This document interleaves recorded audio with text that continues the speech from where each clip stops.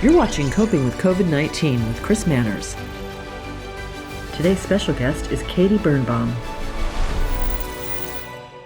Hi, I'm Chris Manners, and you're watching Coping with COVID-19. My guest today is Katy Birnbaum. She's the Associate Director at Livable City, and she's here with us today to talk about San Francisco's Sunday Streets program, which transforms city streets into car-free community spaces. And after being in hibernation for almost a year, the program is beginning to start up again. Ms. Birnbaum, welcome to the show. Thank you, Chris. I'm excited to be here. It's exciting that Sunday Streets is beginning to start up again, but before we get into the details, could you give us a brief overview of the program and how it works? Yeah, absolutely. So Sunday Street San Francisco is San Francisco's Open Streets program, and it was founded in 2008 as a mayoral initiative under then Mayor Gavin Newsom, now governor. It's a climate change and equity program. The idea was really to be able to transform our streets, community-free community-serving spaces, allow communities historically underserved and or suffer from higher rates of kind of preventable diseases can be connected to healthy eating, active living activities, and really connect to the rest of the city as well. And so that's how we got started in 2008. I know that some small-scale events started up again in April. Could you explain where they were, how they managed safety, and what was available for people to do? Yeah, absolutely. So, we still are, in the waning days of the pandemic and waning, we're there. So we do have some safety protocols in place to make sure that people are staying socially distanced and that we're not getting too many crowds. But we really were able to bring back the spirit of Sunday Streets this April. We started a program called Bayview Saturdays. We celebrated the opening of a biking and walking path in the Bayview around India Basin Shoreline. We were able to offer free fitness classes, get some of the small businesses involved to offer activities and free ways and things like that, as well as COVID-19 testing along the waterfront, and again, a way for people to basically celebrate their new walking and biking path and be able to get outside and exercise while still being totally safe in terms of COVID compliance and plenty of social distancing and ability to control who and where you're around. That's great. What can we look forward to in May? I've heard there's going to be some new ways to celebrate both Carnaval and Cinco De Mayo. Yeah, so something that Sunday Streets is really proud of is that we have actually been, for the last several years, partnering with Carnaval San Francisco every May to bring some health and wellness programming as well as bike valet to Carnaval. Obviously, Carnaval is kind of in the same, there are a lot of large festivals are at as well. They've had to change some of their programming to meet compliance needs and the health and safety needs of our community. But that does not stop the fabulous spirit of Carnaval coming to San Francisco. And so we're going to continue our partnership this year, and they're actually going to be presenting a health and wellness fair. So people are able to access critical COVID-19 resources, also being able to experience some beautiful cultural dance and music performances, again, in a very safe, compliant format. We're able to do that with them again this year. So we're really excited to help bring that program back out. And we're actually going to be helping offer some fitness classes around their health and safety fair. So that's going to be a beautiful way, again, to celebrate spring and celebrate the culture that San Francisco is known for around the world. And then also with that, we're going to be doing a bike ride with them on Cinco de Mayo. So helping support the Latino Task Force Food Hub. And they're organizing a bike ride also in the spirit of Sunday Streets and active living. We're going to be supporting that and riding out with Carnaval on Cinco de Mayo. Well, that's cool. Now, we haven't talked about Walkway Weekends yet. Is that an ongoing event?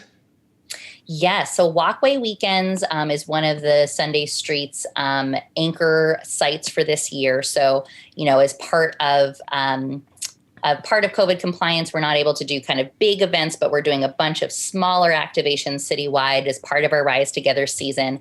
And Walkway Weekends in Chinatown is one of our anchor sites all throughout the year. So we were able to blocks of Grant Avenue car free. That's from California to Washington.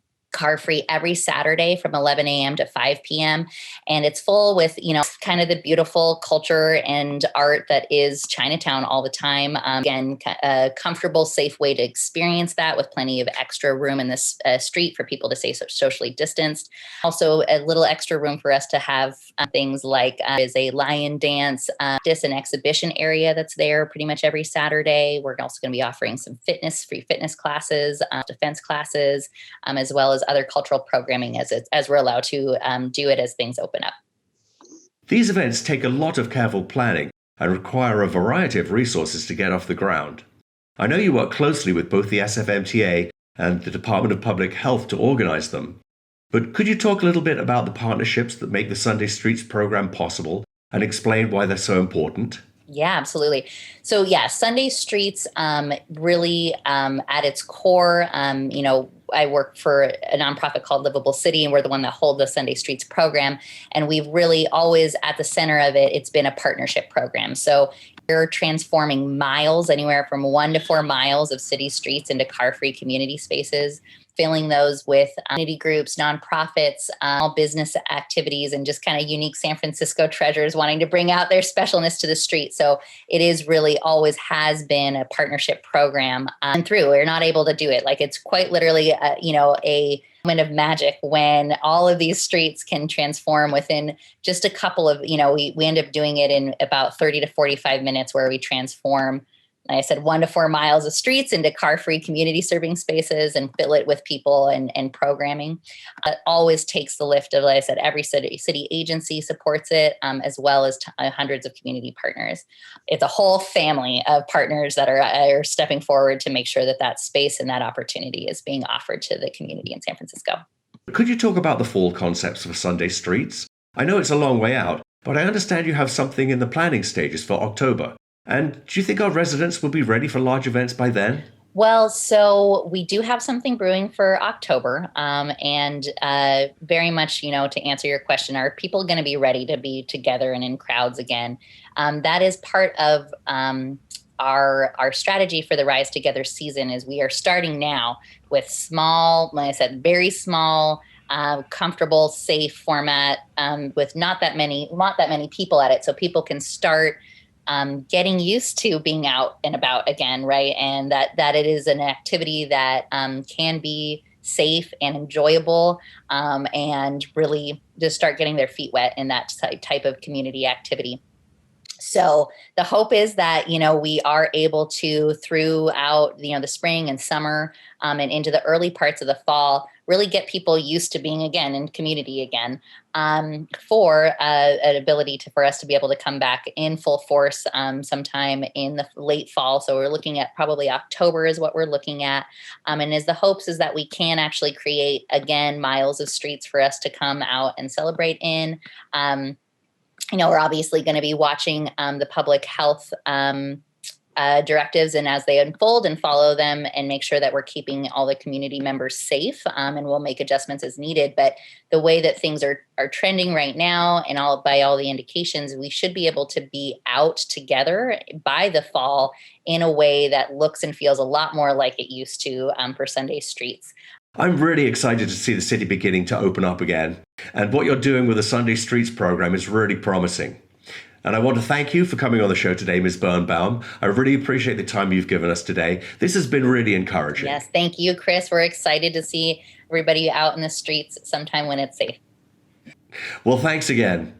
Well, that's it for this episode. We'll be back with more updates shortly.